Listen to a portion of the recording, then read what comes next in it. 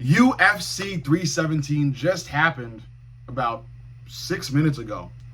And as we always do on this channel, let's break down the entire fight card from the early prelims to the main event, punch by punch, and discuss what happened. First fight up, in the early prelims, there was only two fights. Jonata Deniz versus Alvin Hines.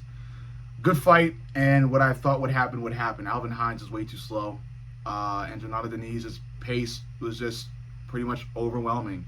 Good decision win for Jonata. Moving on. Second fight on the early prelims, Nico Price, Jacoby Smith. It was a submission win for Jacoby Smith in round two, but despite that, I think Jacoby Smith gave Nico Price way too much leeway. I feel like Smith had Price finished multiple times in that fight, and he just let Nico Price get back into it. You know, I think Jacoby Smith was somewhat close to losing this fight. I think Price was active and was sort of getting pretty good position reversals at times, but in the end, Jacoby Smith did, finish the fight and beat Nico Price. I just feel like I want to see more drive and more finishing capability for Jacoby Smith, at least earlier on. I don't want to see Jacoby get a near finish, then let up, then try to get a near finish again, then let up, because it's not smart. It's not the smartest way to go up in your division, to become a better fighter. I think once you see that finish, you gun for it, in most cases. In some cases, the fighter may be dangerous in that sort of, situation, but Nico Price, not that dangerous when he's like near finished, so I think Jacoby Smith should have finished the job relatively earlier, but it is what it is. Jacoby Smith did well. Moving into the main prelims, Terrence McKinney versus Vasyslav Borshev. Surprising fight, and surprising in terms of how McKinney won. Not surprising that McKinney won. I had Terrence McKinney winning, and the young kid just destroyed Borshev early. Took him down, shot for that takedown with precision, with great timing, locked in the submission really, really early. And Borshev was hanging in there. Credit for Borshev for almost going to sleep, not, tapping right away. But McKinney just was way too skillful for Borshev in terms of how this fight ended early, really, really early. So credit to McKinney for this, and I look forward to seeing what he can do against better opponents. Next up, Tracy Cortez versus Viviane Araújo. This is the first fight I got wrong on the night, and I want to start off with saying that I apologize to Tracy Cortez. I was unfamiliar with her game. I was truly unfamiliar with this woman's game. She looked great. Outstruck Araújo, outgrappled Araújo. Araújo looked awful. Did not show up at all. I'm talking like Juliana Pena in her last fight levels of not showing up. Embarrassing. Next up, Haider Amil, Jose Miguel Delgado. Miguel Delgado won this fight really, really early via TKO. I feel like it was an early stoppage, but I do understand that Delgado landed a clean knee that did pretty much knock out Amil for like a good few seconds before Amil was able to fully recover. And I think Mark Goddard prematurely just stepped in. I feel like if it was Herb Dean, Herb would have let Amil at least get a chance to recover. It is what it is. We move on. Congratulations to Delgado. Next up, last fight on the prelims, Jack Hermanson versus Gregory Rodriguez. Gregory Rodriguez got the first round finish here in beautiful fashion with a beautiful hook, a beautiful, clean, powerful hook that just sleeps Jack Hermanson for like, I want to say the dang near 2 minutes. Jack Hermanson was out, and I mean out cold. Flashlight in the eyes, doctors looking for signs of life. Out cold. Rodriguez is that guy. RoboCop is that guy. The streets are now safe again because RoboCop is around, baby. RoboCop is back. Main event, Peyton Talbot versus Felipe Lima. Peyton Talbot officially does come back. Expect to see a lot of, kerosene by Crystal Castles by Kerosene. A lot of gothic stuff, because tonight will be the night that I will fall for you.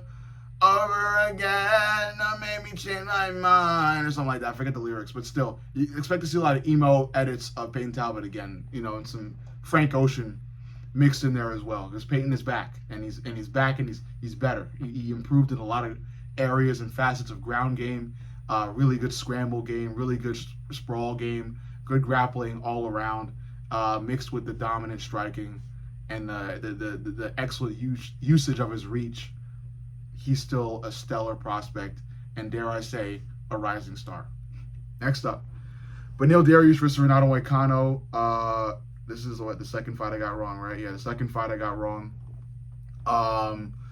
Look, I thought Moicano was going to bring more to this, but Beneil just absolutely outclassed Moicano on the feet, which led to him outclassing Moicano on the ground because, when he's winning those exchanges on the feet, he, more than likely is going to end up on top of Moicano, and he did, and he just out-grappled Moicano from there, landing some really good ground and pound as well. So we did get to see a glimpse of prime Dariush, although he does look like he's 50. He is, I think, 36. He's still relatively young for the fight game. And yeah, looks good. Could be, competing for a title shot next. Who really knows, But yeah, I liked how Beneil Dariush looked in this fight, and I hope he doesn't have to fight Arman Tsarukyan for a title shot again, because Arman will likely make quick work of him again. Next up, Brandon Royval versus Joshua Van. Joshua Van is the man. I'm a little bit salty about how this fight played out, though, because one of the judges scored this fight 30-27 when Royval did outstrike Van heavily in rounds 2 and 3.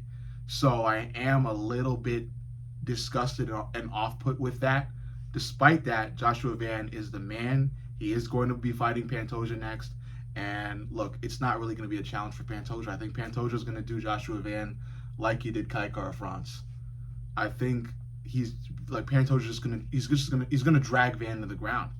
I think, before Van fights Pantoja, he better be spamming, takedown defense, what to do in bad grappling situations, more so than, polishing his brawling style. I think he really needs to make sure he is tight and ready for ground game exchanges with a really powerful, skill-driven martial artist when it comes to ground game in Pantoja. Next up, Alexandre Pantoja versus Kai Kara-France. Kai Kara looked awful. Couldn't get to anything he wanted to do in there. And some fighters have looked that way before.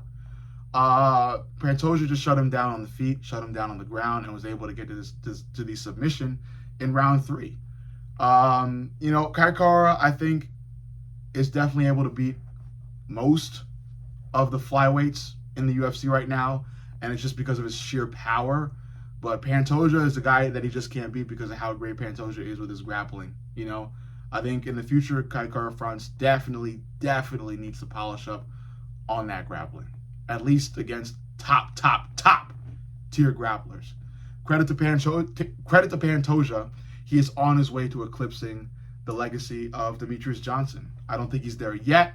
The main MMA channels are already saying he is, but I think he's not. They're saying that, Pantoja has more wins and finishes than DJ. And while that might be true, he doesn't have more title wins than DJ. So Pantoja still has work to do. And I would say after maybe 3 more title defenses, then we can put Pantoja in conversations with Demetrius Johnson. Because once we do that, we're also putting Pantoja in conversations for goathood, for top 3, top 2. That he's not there yet. He has a little bit left to go. I'm talking 2 to 3 more title defenses, and then we could start talking about Pantoja and Demetrius Johnson. Last but not least, the main event: Ilia Topuria versus Charles do Bronx Oliveira. It's mathematics. It's 2 + 2. Predicting this fight was 2 + 2. All right. I had Ilia Topuria knocking out Charles in round 1, and what happened? He knocked out Charles in round 1. It's not that hard to predict, and it's not that hard because styles make fights. Charles Oliveira marches forward. He does not step back. He doesn't take steps back. He doesn't work off the back foot, at least early in the fight, in his fights. He likes to take the fight to his opponents with them head kicks, them flying knees, anything he can do to throw them off early. Now, granted, Charles did kind of throw Ilia off early here. A little bit. I don't think Ilia was fully ready for Charles to come at him that hard as soon as the fight started. But Ilia adjusted, and after a little bit of time, he was able to find his mark, take the shot, and land it. Ilya dunked on Charles tonight.